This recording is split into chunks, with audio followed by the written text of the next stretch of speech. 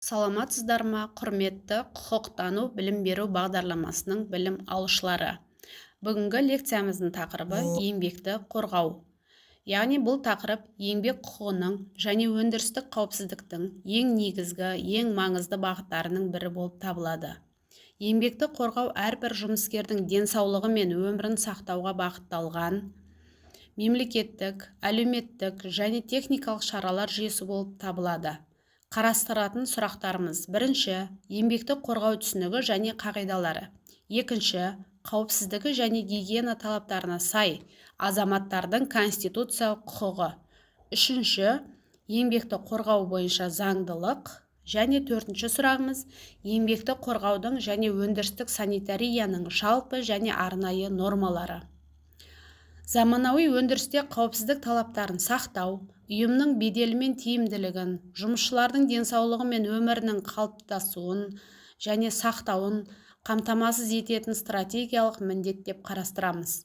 Сондықтан, еңбекті қорғау нормаларын білу жұмыс берушілер үшін де, жұмыскерлер үшін де маңызды болып келеді.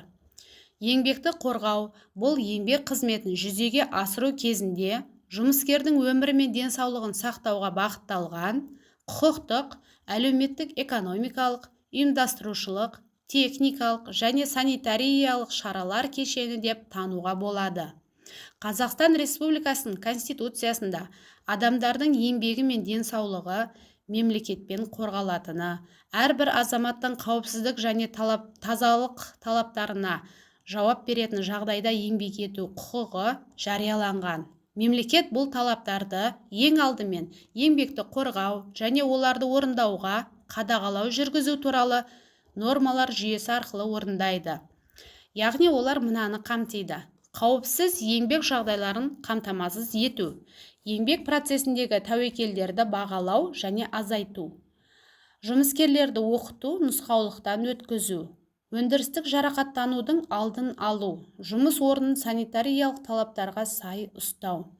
Еңбекті қорғаудың негізгі мақсаттары: бірінші, жұмыскерлердің өмірі мен денсаулығын сақтау, яғни еңбек қауіпсіздігі адам құқығының негізі.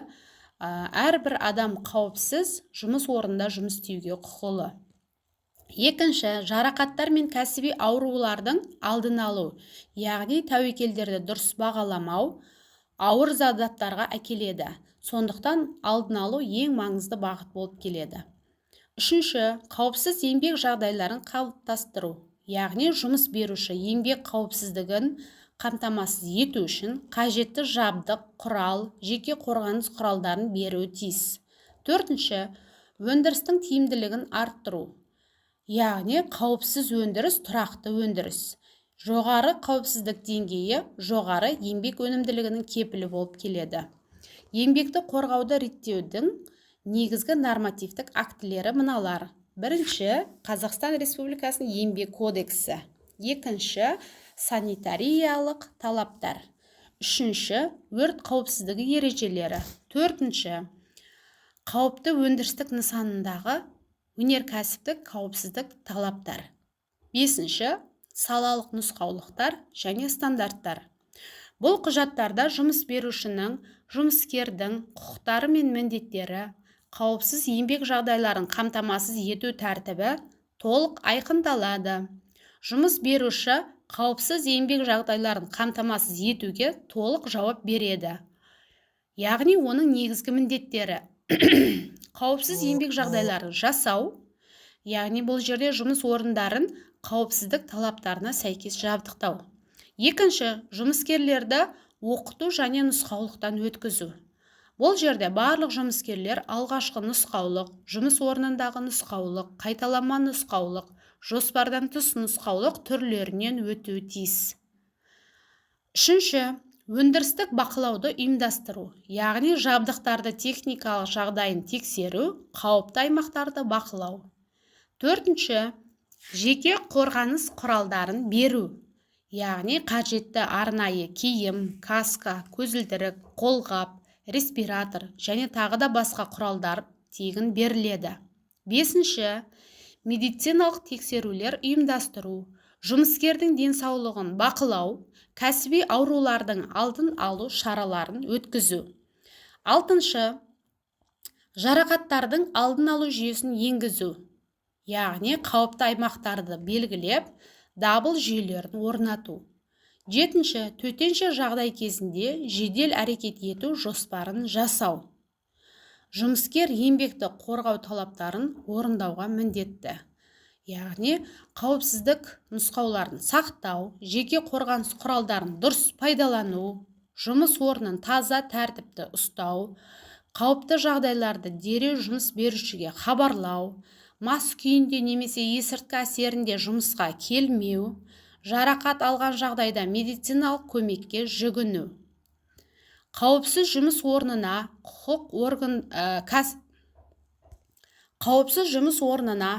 құқық кәсіпорындарындағы әрбір жұмыс орнындағы еңбек жағдайлары еңбекті қорғауға қатысты стандарттарға, ережелерге және нормаларға сәйкес болуы керек. Жұмыс орны өндірістік жарақатқа, кәсіптік ауруға немесе еңбекке қабілеттің төмендеуіне әкеп соғуы қауіпті. Зиянды өндірістік факторлардың әсерінен қорғалуы тиіс. Еңбектің қауіпсіз жағдайларын қамтамасыз ету, еңбекті қорғаудың жағдайында бақылауды ұйымдастыру және еңбек ұжымын осы бақылаудың нәтижелері туралы уақытылы хабардандырып отыру міндетті.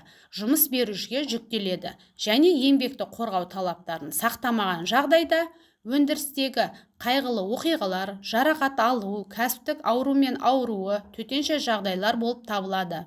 Егер мұндай жағдайлар орындалса, жұмыскерлер өздерінің тікелей басшыларын немесе басшылықты кез келген қайғылы оқиға, кәсіптік аурудың белгілері туралы, адамдардың өмірі мен денсаулығына қауіп төндіруі мүмкін кез келген жағдайлар туралы жедел түрде хабарландыруы міндетті.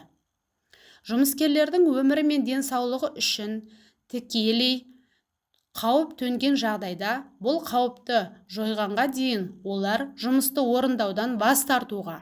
Сонымен қатар, егер бұл жұмыстар еңбек шартында көзделмесе, зиянды және қауіпті еңбек жағдайларындағы жұмысты істеуден бас тартуға құқылы. Бұл әрекеттер тәртіптік жауапкершілікті туындатпайды. Өкінішке орай мойындайтын бір жайт бар, яғни ол ғылым мен техниканың қазіргі кезгі даму деңгейінде өндірістің адамға қатысты зиянды әсері әлі де толығымен жойылмаған. Сондықтан зиянды және қауіпті еңбек жағдайлары, ерекше температуралық жағдай, ластану және тағы да басқа осындай орын алған жұмыстарда жұмыскерлерге нормаларға сәйкес арнайы киім, арнайы аяқ киім және де маска, қорғанышты көзілдіріктер, қорғау белдеулері және тағы да басқа сияқты өзіндік қорғанудың өзге де құралдары берілуі тиіс. Басшылықтың міндетіне тек өзіндік қорғану құралдарын беру ғана емес, сонымен қатар оларды сақтауды, жууды, кептіруді, тазалауды, жөндеуді және тағы да басқа қамтамасыз етуі кіреді. Зиянды еңбек жағдайларында орын алған жұмыстарда жұмыскерлерге сүт және белгіленген нормаларға сәйкес оған теңестірілген азық-түлік өнімдері, ал аса зиянды еңбек жағдайында жұмыс істейтіндерге емдеу, сауықтырушылық сипаттағы тамақтану тегін берілуі тиіс. Мемлекеттік стандарттарға, еңбекті қорғауға байланысты нормаларға, ережелерге жауап бермейтін өндірістік ғимараттар мен құрылыстарды жобалауға, салуға және қолданысқа беруге машиналарды, механизмдерді, жабдықтарды және өзге де өнімдерді, соның ішінде шетелден әкелінген құралдарды шығаруға жол берілмейді. Олардың адамның ағзасына және денсаулығына әсері туралы токсикологиялық, санитариялық, радиациялық, медициналық, биологиялық бағалаудан өтпеген заттарды, материалдарды, шикі заттарды қолдануға тыйым салынады. Еңбекті қорғауды қаржыландыру мемлекеттік және жергілікті бюджеттер, бюджеттен тыс қорлар, кәсіпорындар қаржысы және өзге де көздер есебінен жүзеге асырылады. Жұмыскерлер өндірістік цехтардағы, құрылыс алаңдарындағы жүріс-тұрыс және жұмысты орындаудың белгілі бір ережелерін белгілейтін еңбекті қорғауға қатысты нормаларды, ережелерді және нұсқауларды сақтауға міндетті. Сонымен қатар, жұмыскерлер ұжымдық және өзіндік қорғану құралдарын дұрыс пайдалануға және қолдануға міндетті. Бұл талаптарды орындаудан бас тарту еңбек тәртібін бұзу ретінде қарастырылады. Өз кезегінде жұмыс беруші еңбекті қорғау талаптарын сақтауға қатысты жұмыстар жүргізуге міндетті. Яғни, жұмыс беруші немесе басшылық зиянды және қауіпті заттарды рұқсат етілген деңгейін бақылауға, олардың асып кетуін болдырмауға, қауіпсіздік техникасына қатысты нұсқама беруге, дәрістер жүргізуге және қауіпсіздік техникасына қатысты ережелердің, нормалардың және нұсқаулардың орындалуын талап етуге, жұмыскерлерді жұмыс орнының қорғалуының дәрежесі және қауіпсіздік деңгейі туралы хабарландыруға, жұмыскерлерді ұжымдық және өзіндік қорғану құралдарымен қамтамасыз етуге міндетті. Еңбекті қорғау және өндірістік санитария қызметкерлердің өмірі мен денсаулығын қорғауға бағытталған құқықтық ұйымдастырушылық, техникалық және санитариялық гигиеналық шаралар жүйесі болып табылады. Өндірістегі қауіпсіздік тек техникалық талаптармен шектелмейді. Қауіпсіздік мәдениеті ұйымның жалпы тәртібі, жұмыскерлердің ойлау стилі, қауіпсіздікке деген көзқарасы болып келеді. Жоғары қауіпсіздік мәдениеті бар ұйымдарда, яғни жұмыскерлердің өмірі ең басты құндылық ретінде қарастырылады. Әр адам қауіпсіздікке жауапты екенін сезінеді. Жұмыс беруші ашықтық пен әділдікті қолдайды. Тақырыпты қорытындылайтын болсам, еңбекті қорғау бұл тек заң талаптарын орындау ғана емес, ол қызметкерлердің өмірі мен денсаулығын сақтауға бағытталған кешенді жүйе болып табылады. Ол құқықтық, экономикалық, ұйымдастырушылық, техникалық және санитариялық шараларды біріктіреді. Өндірістік ортада туындайтын қауіпті және зиянды факторлардың алдын алу, еңбек жағдайларын жақсарту және қауіпсіз еңбек мәдениетін қалыптастыру кез келген ұйымның негізгі міндеті болып табылады. Қауіпсіз еңбек жағдайын қамтамасыз ету жұмыс берушінің тікелей жауапкершілігіне жатады. Бұл жұмыс орындарын қауіпсіз жабдықтау, қызметкерлерді оқыту, нұсқама жүргізу, жеке қорғаныс құралдарымен қамтамасыз ету және өндірістік бақылауды тұрақты жүргізу арқылы жүзеге асырылады.